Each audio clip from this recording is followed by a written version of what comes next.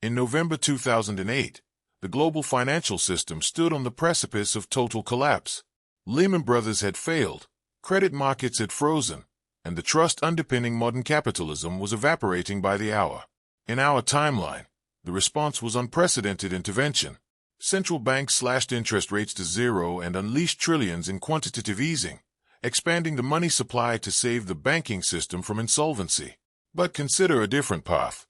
Imagine that same week, during the G20 Emergency Summit in Washington, global leaders did not choose fiat expansion. Instead, facing a crisis of confidence, they announced an immediate return to the gold standard. The United States Treasury declares the dollar convertible to gold at a fixed rate. The European Central Bank follows. China and Russia agree to settle trade balances in bullion. The era of flexible money ends overnight. This decision triggers an immediate and profound shock to the global order. In this alternate timeline, the Federal Reserve cannot print money to bail out failing institutions. The money supply is no longer a tool of policy but a reflection of physical reserves. Liquidity vanishes. Credit contracts violently. The stimulus checks and bailouts that defined the early 21st century never happen. Instead, austerity becomes the only viable mechanism for survival. Deflation sweeps through the developed world, increasing the real value of debt and forcing a liquidation of assets on a scale not seen since the 1930s. The stock market does not recover through monetary inflation. It finds a bottom only when prices adjust downward to match the constrained money supply. The geopolitical implications are equally severe. Under a gold standard, the United States loses the exorbitant privilege of exporting inflation to the rest of the world. American power becomes constrained by the amount of gold sitting in Fort Knox rather than the depth of its bond market. Nations with trade surpluses and gold reserves, such as China and Germany, gain leverage over deficit nations. The balance of power shifts from those who can create credit to those who hold hard assets. Alliances are rewritten based on monetary stability rather than shared democratic values. The flexibility that allowed modern states to manage wars, pandemics, and social welfare programs disappears, replaced by the rigid discipline of the balance of payments. We are left with a critical question of political economy. Would this return to hard money have saved capitalism from the moral hazard of endless debt, enforcing a discipline that prevents future crises? Or would it have plunged the world into a second Great Depression, starving economies of the liquidity needed to function and sparking political extremism born of economic desperation? To understand the answer, we must analyze the mechanisms of money, the logic of statecraft, and the historical precedents of monetary regimes. This is not merely a question of economics. It is a question of how power is distributed, how states survive, and what price societies pay for stability. Welcome to the alternate history of the gold standard. To understand the magnitude of this divergence, we must first establish the economic reality of 2008. The crisis that erupted in September of that year was not merely a stock market correction but a systemic failure of the global banking infrastructure. It began with the collapse of the subprime mortgage market in the United States, where risky loans were packaged into complex securities and sold to investors worldwide. When housing prices fell and borrowers defaulted, the value of these assets became uncertain. Because these securities were held by major financial institutions across the globe, banks stopped trusting each other's solvency. The interbank lending market, which is the lifeblood of the modern financial system, froze. Institutions faced a liquidity crisis, meaning they could not access cash to meet immediate obligations, and a solvency crisis, meaning their assets were worth less than their liabilities. In our timeline, the response was defined by the capabilities of the fiat monetary system. Fiat currency is money that is value not because it is backed by a physical commodity, but because a government decrees it is legal tender and the public trusts its stability. In this system, central banks like the Federal Reserve operate with significant independence to manage the money supply. Their primary tools include setting interest rates and conducting open market operations to influence inflation and employment. During a crisis, the central bank acts as the lender of last resort. It can create money electronically to provide liquidity to struggling banks, ensuring that the payment system continues to function. This flexibility allows governments to run deficit spending during recessions, stimulating the economy when private sector demand collapses. The underlying theory is that managing demand through monetary and fiscal policy can smooth out the business cycle and prevent deep depressions. This stands in stark contrast to the monetary regimes of the past. For much of the late 19th and early 20th centuries, major economies operated under the classical gold standard. Under this system, the value of a currency was directly linked to a specific weight of gold. Citizens could theoretically exchange paper money for gold coin at a fixed rate. This created long-term price stability and fixed exchange rates between nations, facilitating trade. However, it also meant that the money supply was constrained by the rate of gold mining. Central banks could not easily expand the money supply during a downturn. If a country faced a recession, it could not lower interest rates or print money to stimulate growth without risking a run on its gold reserves. This rigidity often turned mild recessions into severe contractions, as seen in the early years of the Great Depression. The transition away from gold was not accidental but a result of structural contradictions inherent in the system. The Bretton Woods Agreement of 1944 established a hybrid system where the US dollar was convertible to gold, and other currencies were pegged to the dollar. This made the dollar the world's primary reserve currency. However, this arrangement created a conflict known as the Triffin Dilemma. To supply the world with enough dollars for international trade, the United States had to run continuous balance of payments deficits. But as more dollars flowed overseas, the ratio of foreign dollars to U.S. gold reserves grew, undermining confidence in the U.S. ability to redeem those dollars for gold. By the late 1960s, inflationary pressures from domestic spending and the costs of the Vietnam War further strained U.S. gold reserves. In 1971, President Richard Nixon suspended the convertibility of the dollar into gold, an event known as the Nixon shock. This effectively ended the Bretton Woods system and completed the transition to the global fiat standard we know today. The rationale was to grant nations monetary sovereignty. Governments wanted the ability to prioritize domestic employment and growth, without being constrained by external balance of payments or physical gold reserves. Since 1971, the global economy has experienced higher average inflation but also greater flexibility in responding to shocks. Central banks can adjust interest rates and expand balance sheets to mitigate crises. This baseline of flexible fiat money is the foundation upon which the post-2008 recovery was built. It is the system that was rejected in our alternate timeline. Understanding this history is essential because the decision to return to gold in 2008 would not have been a simple policy tweak. It would have been a reversal of 50 years of monetary evolution, reintroducing constraints that were abandoned specifically because they limited state power during times of economic stress. The point of divergence occurs on November 14, 2008, inside the hall of the National Building Museum in Washington, D.C. This was the actual location of the G20 Summit on Financial Markets and the World Economy, a gathering convened in response to the deepest global financial crisis since the 1930s. In our timeline, this summit produced a statement of commitment to market principles, regulatory cooperation, and a rejection of protectionism. It laid the groundwork for coordinated fiscal stimulus and central bank intervention. But in this alternate history, the mood inside that hole is fundamentally different. Trust in the fiat system has deteriorated beyond repair. The collapse of Lehman Brothers 2 months earlier is not viewed as an anomaly but as proof that unbacked currency enables reckless speculation without consequence. The catalyst for this shift is a cascade of bank failures that occurred in the weeks leading up to the summit. In this timeline, the Troubled Asset Relief Program fails to pass the United States Congress on its first attempt, and rather than being revised and passed, it is abandoned entirely amid public outrage. The Dow Jones Industrial Average drops not 15% but 30% in October. Protests erupt outside major financial institutions.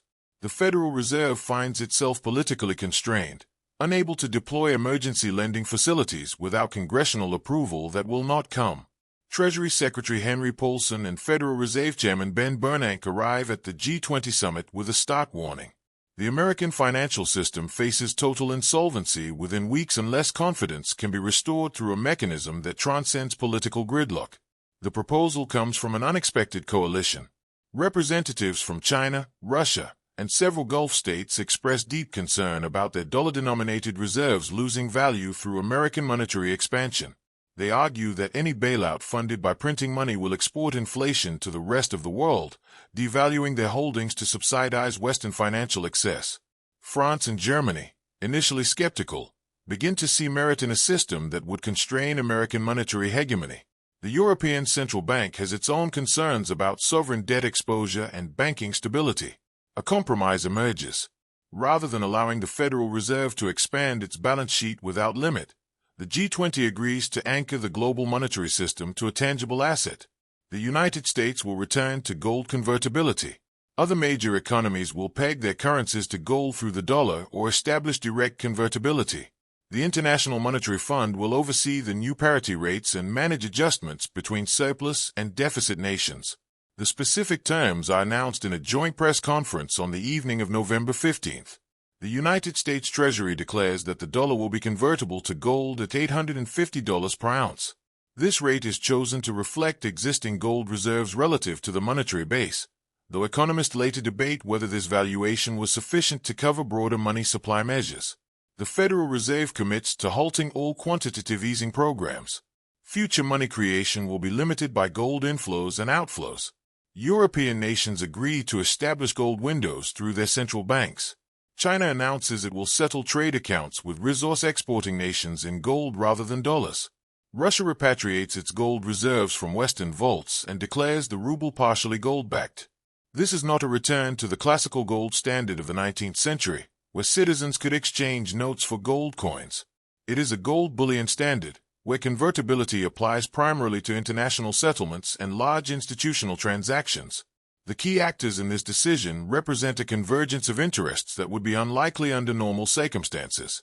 The United States accepts constraints on its monetary sovereignty in exchange for restored confidence in the dollar. Without gold backing, the Treasury fears foreign holders will dump dollar assets, triggering a currency crisis. China accepts the arrangement because it limits American ability to devalue its way out of debt, protecting Beijing's massive foreign exchange reserves. Germany and other export-oriented economies see an opportunity to lock in competitive advantages through disciplined fiscal policy. The IMF gains expanded authority as the arbiter of parity adjustments, transforming from a crisis lender into a systemic overseer. Even political populists in the United States and Europe support the measure, viewing it as a necessary check on financial elite power. This moment represents more than a policy shift. It is a fundamental reordering of how value is defined in the global economy. For 50 years, money had been a creature of state policy, flexible and responsive to political priorities. Now it becomes a measurement tied to physical scarcity. The implications extend far beyond banking. Every government budget, every international contract, every pension fund allocation must now operate within the constraints of gold availability. The Federal Reserve loses its ability to target employment and inflation independently.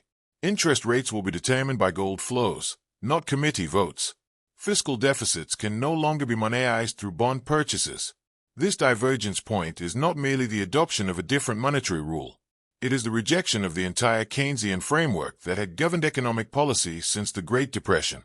The world that emerges from this summit will operate according to a different logic of power, constraint, and survival. The immediate aftermath of the G20 announcement triggered a seismic contraction in global liquidity. Under the new gold regime, the money supply could no longer expand to meet the demand for cash during a panic. In the final months of 2008, as confidence in paper assets evaporated, individuals and institutions rushed to convert holdings into gold or gold-backed currency. However, because the total amount of money in circulation was now pegged to static gold reserves, this surge in demand for base money resulted in a sharp reduction of the effective money supply. Credit, which had been the fuel for the global economy, dried up almost overnight. Banks, unable to borrow from central banks without gold collateral, stopped lending to each other and to businesses. The interbank rate spiked, reflecting the extreme scarcity of liquid reserves. This was not a standard recession driven by a cycle of overinvestment. It was a monetary contraction driven by a structural inability to expand liquidity in the face of collapsing confidence. The primary economic mechanism at play was a deflationary spiral. As the money supply contracted, the price of goods and services began to fall. While lower prices might seem beneficial to consumers, in a debt-based economy, deflation increases the real burden of debt. A mortgage or business loan that was manageable before the crisis became significantly heavier in real terms as wages and revenues dropped. Borrowers defaulted in record numbers. These defaults wiped out bank assets, leading to a wave of insolvencies that swept through the United States and Europe. Without the ability to engage in quantitative easing or provide unlimited lender of last resort support, central banks could only offer liquidity to banks that held sufficient gold reserves. Many major institutions that survived in our timeline failed in this alternate reality. The consolidation of the banking sector was brutal and rapid, leaving only the most heavily capitalized institutions standing. Government response was equally constrained. In our timeline, the American Recovery and Reinvestment Act and similar stimulus packages worldwide injected fiscal demand into the economy. In this alternate timeline, such measures were impossible to fund through debt monetization. Governments could not sell bonds to central banks because central banks were prohibited from creating money without gold backing. Fiscal stimulus had to be funded entirely through taxation or borrowing from private savings, both of which were scarce. Consequently, governments adopted austerity measures almost immediately. Public spending was cut to balance budgets. Social safety nets were reduced. Infrastructure projects were cancelled. The logic was that restoring confidence in the currency required demonstrating fiscal discipline. However, this withdrawal of government spending during a private sector collapse exacerbated the downturn. Unemployment rates climbed higher and faster than in the actual 2008 crisis, reaching levels comparable to the early 1930s in some industrial regions. The debate among economists in this period was fierce and fundamental. Proponents of the gold return, often drawing from Austrian school theory, argued that this pain was necessary medicine. They contended that the crisis was caused by prior credit expansion and malinvestment, and that only a thorough liquidation of bad debt could restore a healthy foundation for growth. They viewed the bank failures as a cleansing process that would remove leverage from the system. Conversely, Keynesian and monetarist economists warned that the lack of countercyclical policy was turning a recession into a depression. They argued that prices and wages are sticky downward, meaning they do not adjust quickly enough to prevent widespread unemployment during a shock. The rigidity of the gold standard prevented central banks from offsetting this stickiness. The result was a prolonged period of high unemployment and idle industrial capacity. By 2010, the global economy had not returned to growth. Instead, it had stabilized at a much lower level of output. Sovereign debt management became a critical flashpoint. Nations with high debt-to-GDP ratios, such as the United States, the United Kingdom, and several southern European countries, faced intense pressure from bond markets. Without a central bank to backstop the debt, investors demanded higher interest rates to compensate for default risk. This increased the cost of servicing debt, forcing further austerity. Some nations were forced to restructure their debts or sell state assets to raise gold reserves. The crisis of confidence extended to the currencies themselves. Speculators constantly tested the commitment of governments to maintain the gold peg. Any hint of devaluation led to capital flight. To prevent this, capital controls were implemented across much of the developed world. Citizens were restricted from moving money abroad or converting large sums into gold. The free flow of capital, a hallmark of the late 20th century globalization, was severely curtailed in the name of monetary stability. By 2012, the immediate shock had subsided, but the scars were deep. The financial system was smaller, less leveraged, and more conservative. Risk-taking had been punished severely, leading to a culture of caution and investment. Innovation slowed as venture capital became scarce. The housing market, stripped of easy credit, remained depressed for years. However, inflation was non-existent. The fear of currency debasement that had haunted investors in the fiat era was gone. The purchasing power of the currency had stabilized, but at the cost of economic dynamism. The social contract had shifted. Citizens could no longer expect governments to shield them from economic downturns through stimulus or bailouts. Economic survival was once again viewed as an individual or corporate responsibility, rather than a macroeconomic management goal. This period defined the new rules of the game. The world had accepted stability over growth, discipline over flexibility. But as the economy attempted to adjust to these new constraints, the medium-term consequences began to reshape the global balance of power in ways that no one at the G20 summit had fully anticipated. By 2012, the global economy had entered a new phase of adjustment to the gold standard regime.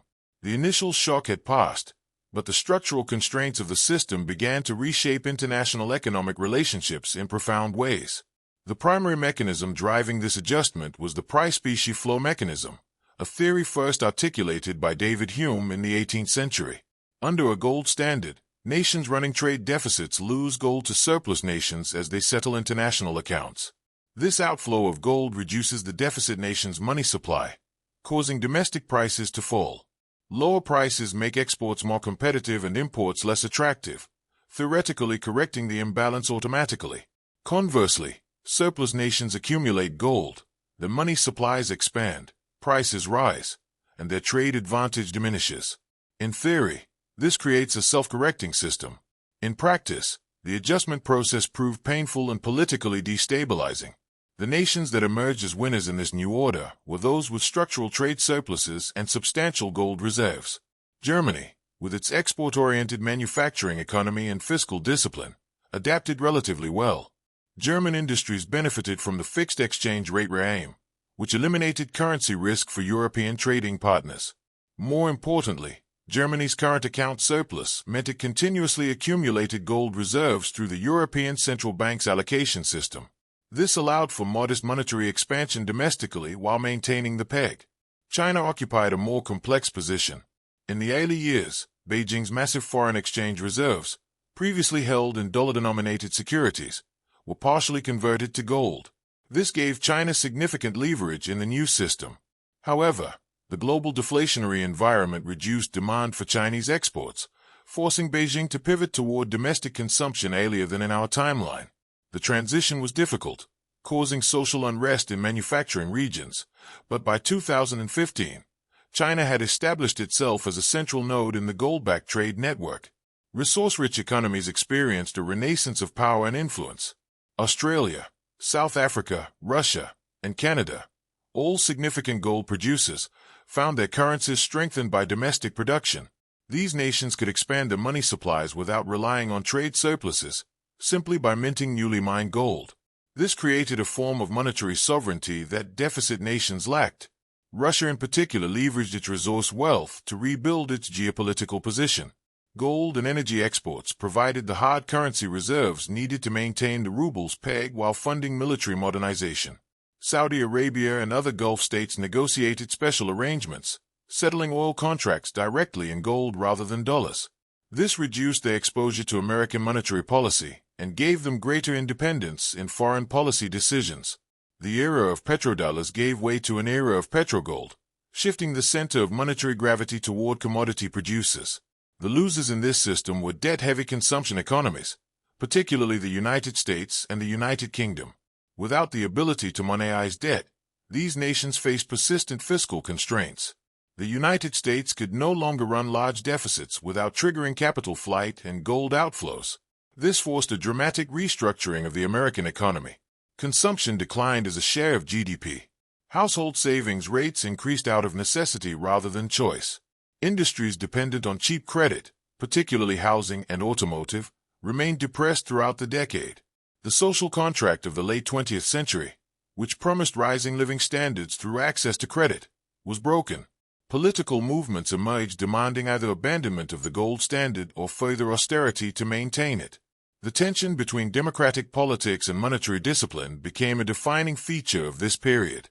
The International Monetary Fund and World Bank underwent significant transformation to serve the new system. The IMF's role expanded from crisis lender to systemic oversight. It monitored gold reserve ratios for member nations and authorized adjustments to parity rates when fundamental disequilibrium was demonstrated. This gave the fund unprecedented power over national economic policy. Countries seeking IMF assistance faced strict conditionality, requiring balanced budgets, privatization of state assets, and labor market reforms.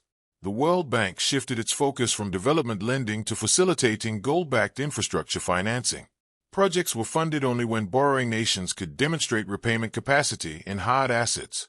This reduced the volume of development finance but increased the sustainability of completed projects.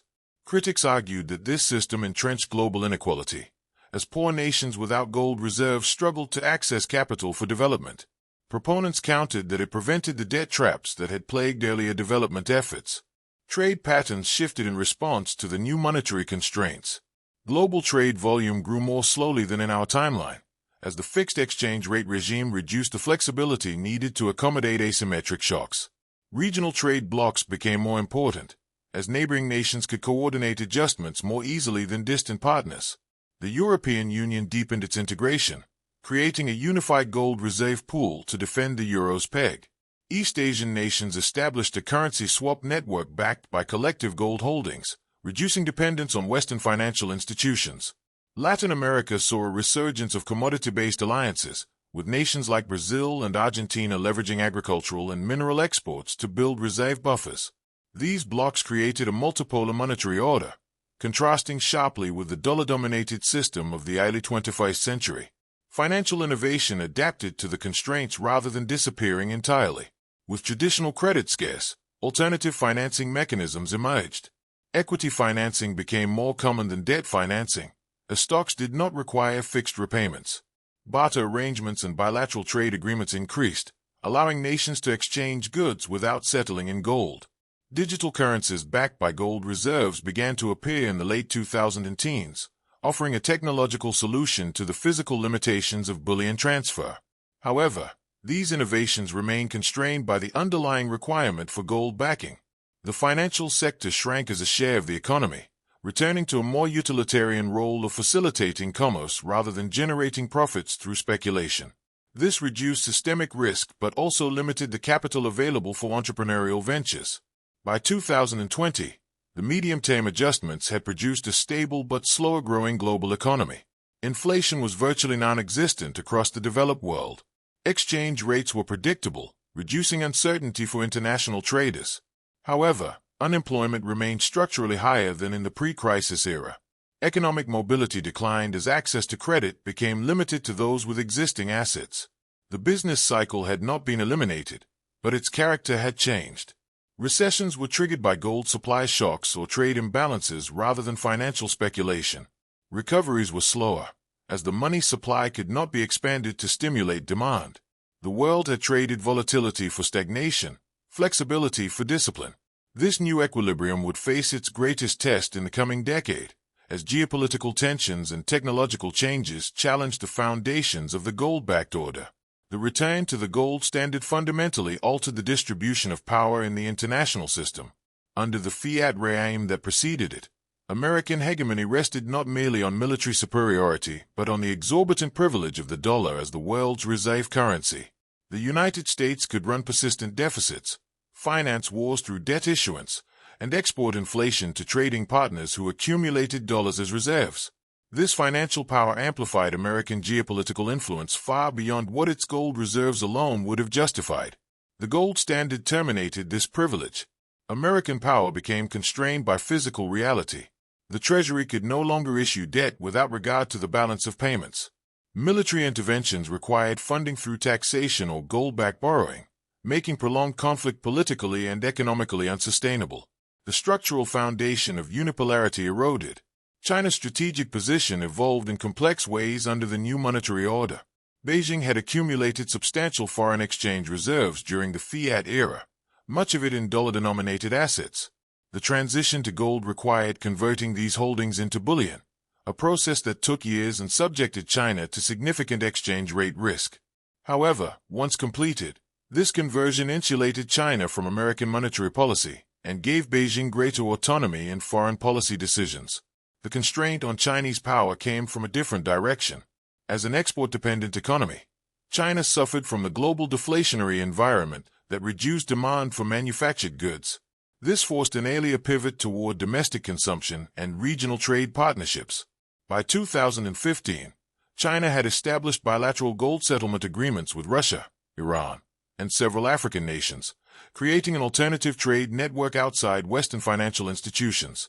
This monetary bloc became the foundation for broader geopolitical alignment, challenging American influence in Eurasia. Russia emerged as a significant beneficiary of the gold-backed order. Under the fiat system, Russian power had been constrained by dependence on energy exports priced in dollars and vulnerability to Western financial sanctions. The gold standard reduced the effectiveness of financial sanctions, as Russia could settle trade in gold rather than through dollar clearing systems controlled by New York and London. Revenue from energy and gold exports provided the hard currency reserves needed to maintain the ruble's peg while funding military modernization. By 2018, Russia had positioned itself as a key node in the Eurasian gold trade network, leveraging its resource wealth to build alliances with nations excluded from Western financial systems. This monetary independence translated into greater geopolitical assertiveness, particularly in Eastern Europe and the Middle East. Emerging markets experienced divergent trajectories based on their resource endowments and reserve positions. Commodity exporting nations such as Brazil, South Africa, and Indonesia gained relative power as their exports provided the hard currency needed to accumulate gold reserves. These nations could expand their money supplies through domestic production rather than relying on trade surpluses or foreign investment. This monetary sovereignty translated into greater policy independence. They could resist pressure from Western institutions and pursue development strategies tailored to domestic priorities. However, nations without significant resource exports faced severe constraints. Import-dependent economies in South Asia and parts of Africa struggled to accumulate reserves, limiting their ability to finance development or defend their currencies from speculation. The gold standard thus exacerbated inequality between resource-rich and resource-poor nations, creating a new hierarchy based on natural endowments rather than industrial capacity. Alliance structures shifted in response to these monetary changes. The North Atlantic Alliance, built on shared security interests and economic integration, faced new tensions. European nations, particularly Germany, found their interests increasingly diverging from American policy.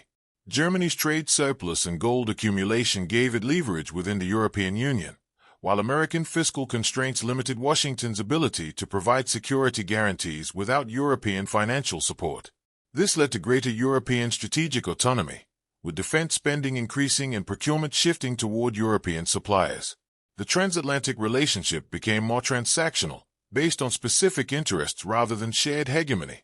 In Asia, security alliances fragmented as nations hedged between American and Chinese influence. Without the ability to offer economic inducements through aid or preferential trade access, American alliance management became more difficult. The International Monetary Fund and World Bank saw their roles transformed in ways that affected geopolitical influence. Under the fiat system, these institutions reflected American and European priorities, with lending conditioned on policy reforms aligned with Western economic models. The gold standard reduced the resources available for lending, as these institutions could no longer create credit without gold backing. This diminished their leverage over borrowing nations. Countries that previously depended on IMF bailouts sought alternative arrangements, turning to regional reserve pools or bilateral gold swap agreements. The decline of Western-dominated financial institutions accelerated the fragmentation of the global order into competing blocs. Each bloc developed its own financial infrastructure, settlement systems, and reserve arrangements, reducing interdependence and increasing the potential for conflict. Realism provides the clearest lens for understanding these shifts. States prioritized survival and autonomy above all else. The gold standard was embraced not because it produced superior economic outcomes, but because it constrained potential hegemonies. China, Russia, and even European powers accepted monetary constraints in exchange for reduced American financial dominance. This reflects the realist logic of balance of power, where secondary states cooperate to limit the power of the leading state. However, this balancing came at a cost. The system reduced the ability of any state to respond flexibly to crises, whether economic, military, or environmental. The discipline of gold prevented hegemonic abuse but also prevented hegemonic provision of public goods, such as crisis liquidity or development finance. Liberal institutionalism offers a different perspective on these changes.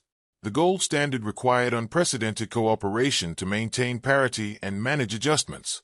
The IMF's expanded oversight role represented an advance in institutional governance. However, the system proved fragile when national interests conflicted with systemic stability. Nations faced constant temptation to devalue secretly or impose capital controls to protect domestic economies. This collective action problem undermined trust in the real. By 2020, cracks were appearing. Some nations had accumulated large gold reserves while others faced persistent outflows. The pressure to abandon the system was building, particularly in democracies where voters demanded relief from austerity. The institutional framework existed, but the political will to maintain it was eroding. Game theory illuminates the strategic dynamics of this period. Each nation faced a prisoner's dilemma regarding adherence to the gold standard.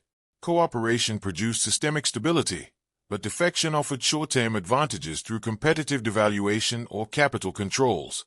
The equilibrium depended on credible commitments and monitoring mechanisms. The IMF's oversight role was designed to detect cheating, but enforcement remained difficult. Nations that suspected others of covert devaluation faced pressure to defect preemptively. This security dilemma in the monetary sphere created constant tension. By the end of the decade, the system survived not because it was optimal but because the costs of collapse were perceived as too high. This fragile equilibrium would face its ultimate test in the early 2020s, as new challenges emerged that the gold standard was ill-equipped to handle. The transformation of the financial system under the revived gold standard was perhaps more profound than the geopolitical shifts. In the fiat era, banking had evolved into a high-leverage business model predicated on the assumption that central banks would provide liquidity in times of stress. The implicit guarantee of the lender of last resort allowed institutions to operate with minimal capital buffers, maximizing returns on equity through debt. The return to gold removed this guarantee. Without the ability to create base money, central banks could no longer backstop insolvent institutions. The doctrine of too big to fail was rendered obsolete not by legislation but by physical constraint. A bank could not be saved if there was no gold to lend. This reality forced a fundamental restructuring of the banking sector from a speculative engine into a utility-like service focused on solvency and reserve management. Credit creation, the lifeblood of modern economic expansion, underwent a severe contraction. In a fiat system, banks create money through lending, constrained primarily by capital requirements and central bank policy rates. Under the gold standard, lending was constrained by the availability of deposit savings and gold reserves. Banks could not lend money they did not have. This shifted the financial system from an origin-to-distribute model to an originate-to-hold model. Banks retained loans on their balance sheets rather than securitizing them, as the market for asset-backed securities collapsed without the liquidity to support it. Interest rates were no longer set by central bank committees targeting inflation or employment. Instead, rates were determined by the supply and demand for loanable funds. In the early years of the regime, rates were high, reflecting the scarcity of capital. This discouraged speculative borrowing but also stifled productive investment in technology and infrastructure. The constraints on monetary policy altered the behavior of all financial actors. Without the tool of quantitative easing, central banks could not purchase government bonds to lower long-term interest rates. Fiscal deficits had to be funded by private savings, driving up borrowing costs for governments and crowding out private investment. This dynamic enforced fiscal discipline but at the cost of public investment. Pension funds and insurance companies, traditionally large holders of government debt, faced challenges as bond yields fluctuated with gold flows rather than policy guidance. Asset allocation strategies shifted toward hard assets and equity rather than fixed income, as the real value of nominal bonds was vulnerable to deflationary shocks. The stock market ceased to be a primary mechanism for capital formation and became more of a venue for trading existing assets. Initial public offerings declined sharply as companies hesitated to subject themselves to the scrutiny of capital markets where liquidity was scarce. Capital flows, once free and global, became heavily regulated. The Mundell-Fleming trilemma states that a country cannot simultaneously have a fixed exchange rate, free capital movement, and independent monetary policy. The gold standard fixed exchange rates and removed independent monetary policy. Therefore, free capital movement had to be sacrificed. Capital controls became a standard feature of the financial landscape. Citizens faced limits on how much money they could transfer abroad. Corporations required approval to invest overseas. These controls were designed to prevent sudden stops in capital flight that could drain gold reserves. While this stabilized exchange rates, it fragmented global financial markets. Cross-border investment declined, and multinational corporations faced higher costs of capital. The integration of global finance reversed, returning to a system where domestic savings funded domestic investment. Shadow banking and financial innovation emerged to circumvent these constraints, creating new risks. With traditional credit scarce, private credit funds and peer-to-peer lending platforms grew rapidly. These entities operated outside the regulated banking system, offering higher yields but carrying higher risks. Without central bank oversight, these markets were prone to panic and runs. Additionally, the limitations of physical gold settlement spurred the development of digital currencies backed by gold reserves. Private institutions issued tokens representing claims on vaulted bullion, allowing for faster settlement than physical transfer. However, these innovations introduced counterparty risk. If a digital gold issuer failed to hold sufficient reserves, the trust underlying the system could collapse. Regulatory bodies struggled to keep pace with these developments, often resorting to strict prohibitions rather than adaptive oversight. The risk profile of the financial system changed fundamentally. Systemic risk, the danger that the entire system would collapse due to interconnections, was reduced because leverage was lower and banks were less interconnected. However, idiosyncratic risk, the danger that individual institutions or borrowers would fail, increased. Without bailouts, business failures were common. This created a culture of risk aversion. Banks tightened lending standards significantly, requiring larger down payments and higher credit scores. Access to finance became limited to established firms and wealthy individuals. Entrepreneurs and small businesses struggled to secure capital, slowing the rate of creative destruction that drives economic dynamism. The financial sector shrank as a share of the economy, returning to a size more comparable to the mid-20th century. Profits in finance declined, reducing the attraction of careers in banking and shifting talent toward engineering and production. By the end of the decade, the financial system was stable but stagnant. The wild swings of the fiat era were gone, replaced by a steady, low-growth equilibrium. Bank runs were rare because reserve requirements were high, but credit crunches were common. The separation between commercial and investment banking, which had been eroded in the late 20th century, was effectively restored by market forces rather than regulation. The cost of capital remained high, preserving the value of savings but hindering expansion. This transformation reflected the broader trade-off of the gold standard. The system provided discipline and prevented monetary abuse, but it removed the flexibility needed to support innovation and manage risk. The financial world had become safer, but it had also become less capable of fueling the transformative growth that characterized the information age. This structural rigidity would define the economic landscape as the world moved into the 2020s, setting the stage for the long-term order that would emerge. By 2020, the alternate global order had matured into a stable but rigid system. The defining characteristic of this era was the trade-off between monetary stability and economic dynamism. Currency values remained fixed across major economies, eliminating the exchange rate volatility that had plagued the late 20th century. International trade contracts were predictable, and inflation was virtually non-existent. However, this monetary stability came at the cost of macroeconomic flexibility. Employment levels fluctuated more wildly than in our timeline, as governments lacked the tools to smooth out business cycles. Recessions were deeper and recoveries were slower, driven by the physical constraints of gold supply rather than policy decisions. The global economy had become less prone to financial crises but more vulnerable to real economic shocks. Technological innovation followed a divergent trajectory under these conditions. In our timeline, the period between 2008 and 2020 was defined by an explosion of digital technology, fueled by abundant venture capital and cheap credit. In the alternate timeline, the scarcity of capital constrained high-risk investment. The smartphone revolution still occurred, but its adoption was slower. Social media platforms and gig economy startups emerged later, as entrepreneurs struggled to secure funding without the promise of rapid scaling. Artificial intelligence and biotechnology research progressed steadily, but lacked the massive influx of speculative capital that accelerated development in our world. The result was a technological landscape that was more incremental and less disruptive. Innovation focused on efficiency and cost reduction, rather than transformative new markets. The unicorn company, valued at billions without profits, was an anomaly rather than a standard feature of the economy. Inequality evolved in complex ways under the gold standard. On one hand, the inability to inflate away debt-protected savers and those on fixed incomes.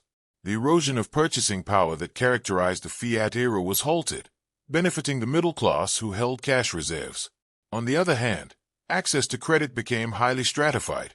Wealth accumulation was driven by ownership of hard assets, particularly gold and land, rather than income growth. Those who owned assets at the time of the transition saw their wealth preserved and amplified. Those who relied on wages and borrowing faced stagnant living standards. The middle class shrank as economic mobility declined. Labor became more mobile than capital, as workers migrated to regions with gold surpluses and higher employment. This migration created social tensions in receiving nations but provided a safety valve for depressed economies.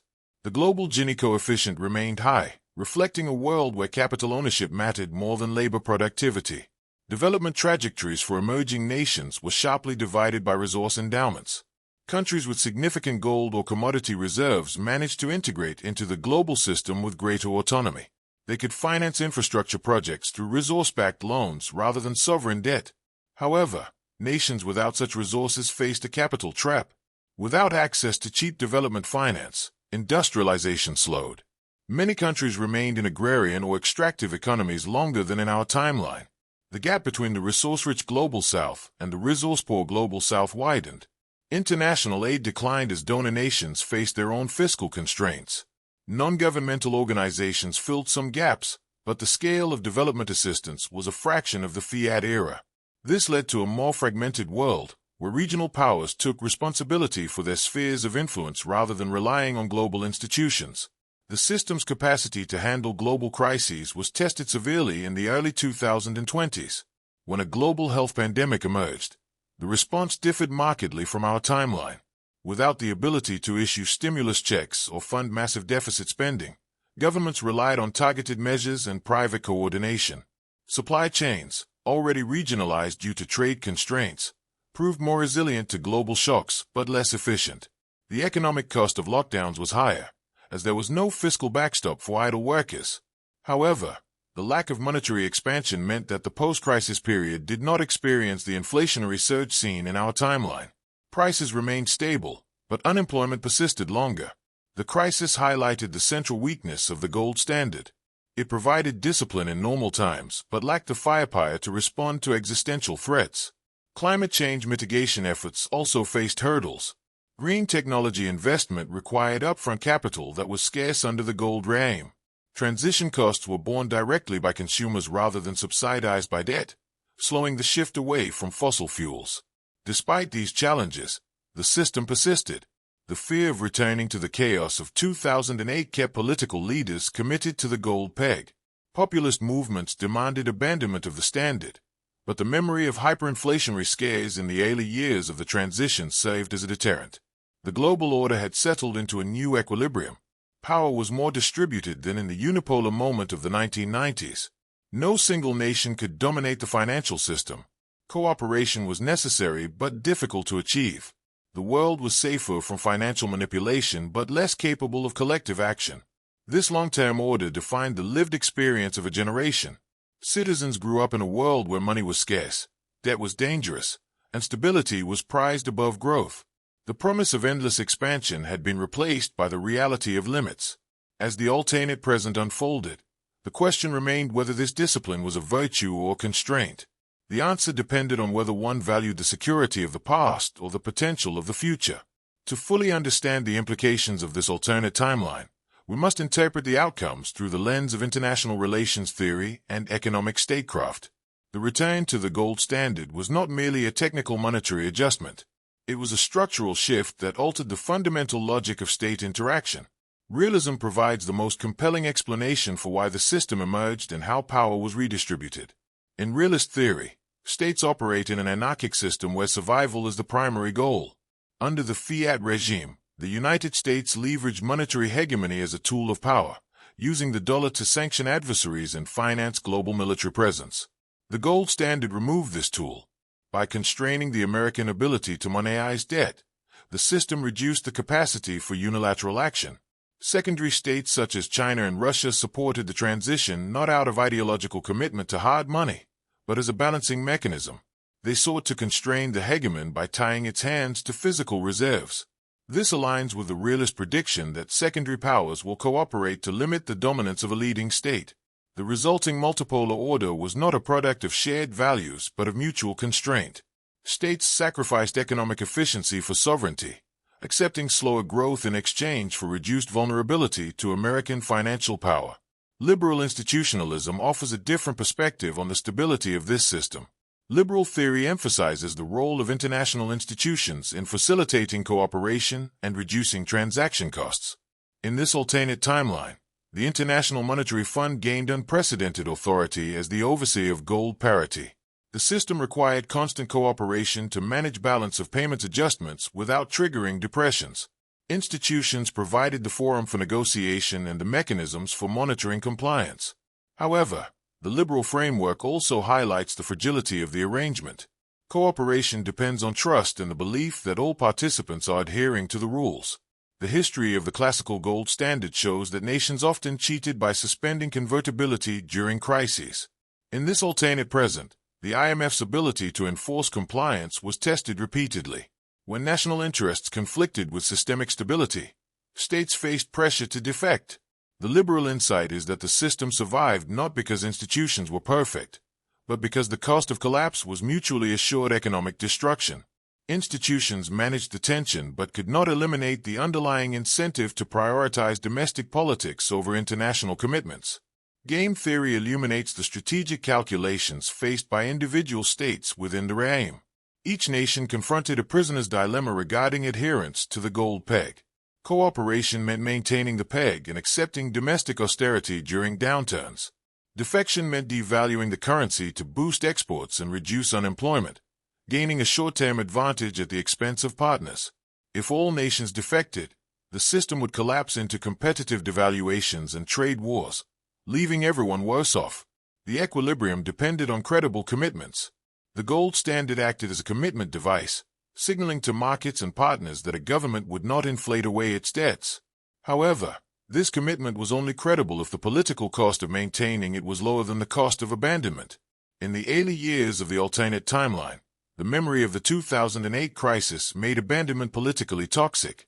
Leaders could justify austerity as the price of stability, but as time passed and the pain of stagnation accumulated, the incentive to defect grew.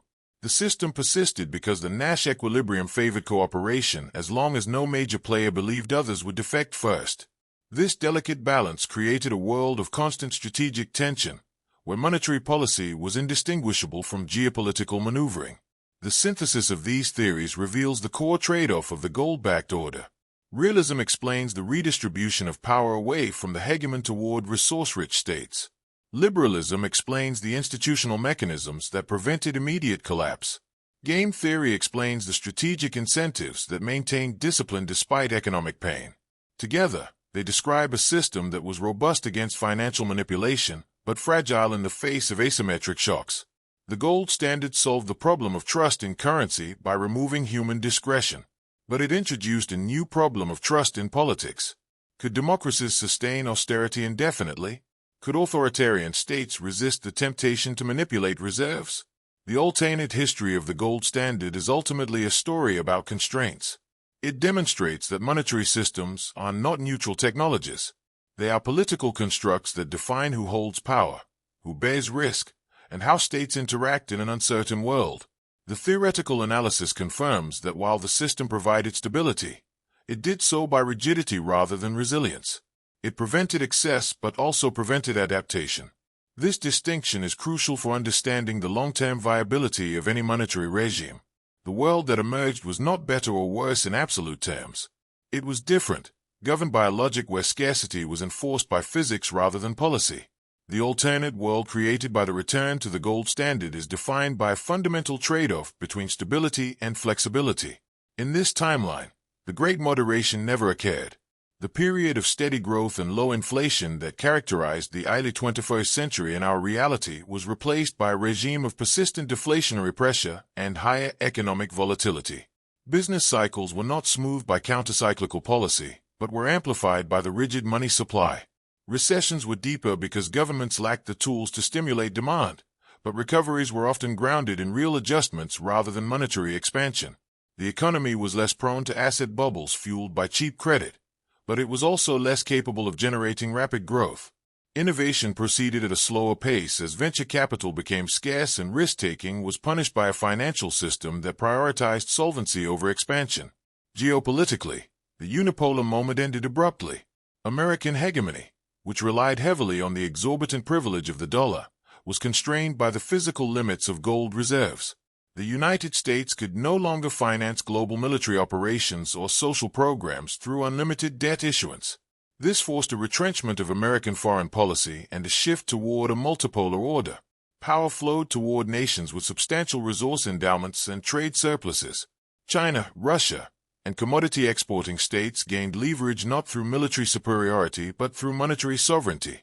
The global hierarchy was reorganized around access to hard assets rather than access to credit markets. Alliances became more transactional, based on shared monetary interests rather than ideological alignment. The international system was more balanced but also more fragmented, with regional blocs operating semi-independently within the broader gold framework. Socially, the distribution of wealth and opportunity shifted significantly. The inability to inflate away debt protected savers and those on fixed incomes, preserving the purchasing power of currency over time. However, this benefit came at the cost of economic mobility. Access to credit became highly stratified, favoring those who already possessed capital. Homeownership and business formation declined as down payments and collateral requirements increased. Labor became more mobile than capital, leading to increased migration from deficit nations to surplus nations in search of employment. Inequality persisted but took a different form. It was driven less by financialization and wage stagnation than by asset ownership and access to hard currency. The social contract changed from one of guaranteed growth to one of enforced discipline. Citizens could no longer expect governments to shield them from economic downturns, leading to a culture of greater individual responsibility but also greater insecurity. The systemic fragility of this order remained its defining weakness. While the gold standard prevented monetary abuse, it offered little resilience against asymmetric shocks. Pandemics, climate disasters, and wars required resources that could not be created through policy. The system survived through strict adherence to rules and the mutual fear of collapse rather than through adaptive capacity. Institutions like the IMF gained power but lacked the resources to enforce compliance without triggering political backlash. The equilibrium was maintained by a collective commitment to austerity that became increasingly difficult to sustain as generations forgot the crisis of 2008. Ultimately, this alternate history demonstrates that monetary systems are not neutral. They shape the distribution of power, the pace of innovation, and the nature of political community. The gold standard created a world that was disciplined and stable but also rigid and stagnant. It solved the problem of trust in currency by removing human discretion, but it introduced the problem of political sustainability in a democratic age. These characteristics define the alternate present, offering a stark contrast to the flexible but volatile world we inhabit today. The alternate history of the gold standard leaves us with a paradox that remains unresolved. Money must be scarce enough to hold value, yet flexible enough to support growth. The gold standard solved the first problem by anchoring currency to physical reality, preventing the debasement that has plagued fiat systems throughout history. But it failed the second test, constraining the ability of societies to respond to crises, invest in the future, and adapt to changing circumstances. The world that emerged from the 2008 divergence was more stable but less dynamic. It was a world where trust in currency was restored, but trust in institutions was strained by the austerity required to maintain the peg. This thought experiment reveals something deeper about the nature of monetary systems. They are not merely technical arrangements for facilitating exchange. They are political contracts that define the relationship between states and citizens, between creditors and debtors, between the present and the future. The choice between gold and fiat is not a choice between sound money and unsound money. It is a choice between discipline and flexibility, between stability and adaptation, between the security of the past and the potential of the future. Each system carries its own risks. Fiat currency risks inflation and moral hazard, enabling governments to defer costs to future generations. Gold currency risks deflation and stagnation, forcing current generations to bear the full weight of economic adjustment. As we consider this alternate timeline, we must ask ourselves what we value most in a monetary order. Is it the certainty of stable prices, even if it means higher unemployment and slower growth? Or is it the flexibility to respond to crises, even if it means accepting the risk of inflation and debt accumulation? There is no neutral answer to this question. Each choice reflects a judgment about the role of government, the nature of risk, and the priorities of society. The gold standard was not abandoned because economists failed to understand its benefits. It was abandoned because democracies chose flexibility over discipline, growth over stability, and present needs over future constraints. In our current era, new questions are emerging that challenge both systems. Digital currencies, central bank digital tokens, and decentralized finance offer alternatives that were unimaginable in 2008. These technologies could restore discipline without gold, or they could enable unprecedented monetary experimentation. The lessons of this alternate history remain relevant. Any monetary system must balance credibility with flexibility. It must constrain abuse without preventing adaptation. And it must be politically sustainable, capable of maintaining public support through periods of stress. We invite you to consider where you stand in this debate. If you had been in the room at the G20 summit in November 2008, would you have supported the return to gold? Do you believe the discipline of hard money is worth the cost of reduced flexibility? Or do you think the fiat system, despite its flaws, provides essential tools for managing a complex modern economy? Share your perspective in the comments. Engage with the arguments presented here. Challenge the assumptions. This is not a question with a single correct answer. It is a continuing conversation about the foundations of economic order and the nature of power in the modern world. Thank you for watching. Subscribe for more explorations of alternate history and geopolitical statecraft. The next divergence point awaits.